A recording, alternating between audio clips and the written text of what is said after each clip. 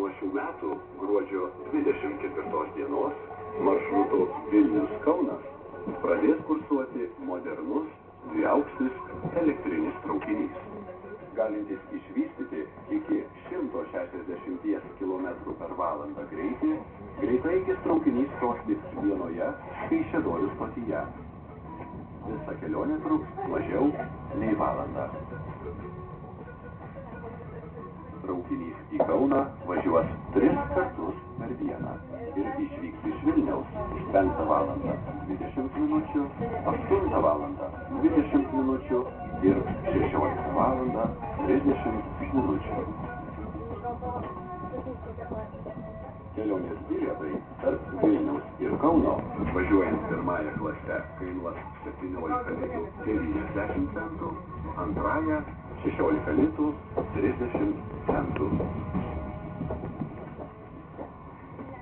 Dviaukštis elektrinis žemagrindis traukinys itin patogus keleiviams. Žmonėms su neįgaliųjų vežimėliais įlipimo ir išlipimo palengvinimui motorinėme ir prikabinamajame suvaldymo kabina vagonuose iš abiejų pusių įrengti įvažiavimo tilteliai, o vagonų viduje specialios vietos vežimėlio pritvirtinimui. Pagrindinė informacija specialiai neregiams papildomai užrašyta brailio raštu. Pirmos klasės sėdimosiose vietose galima patogiai naudotis nešiojamųjų kompiuterių, įrengtos elektros rozetės bei patogūs stalai. Sumontuoti 4 modernūs dauguminiai tualetai. Traukinį pagamino Čekijoje eksploatuojamų traukinių EJ471 City Elephant holdingui Škoda Transportation priklausanti įmonė Škoda Vagonka. Elektrinis traukinys susideda iš 3 vagonų. Vienas variklinis, vienas prikabinamasis su valdymo kabina.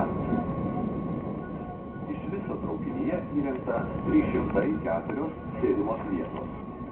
Jų 23 vietos variklinio vagono viršutinėme salone 1 klasės, o piko metu vietos pakaks dar 328 stovintiems keleiviams. Pagrindiniai traukinio techniniai duomenys. Dėžės plotis 1520 mm.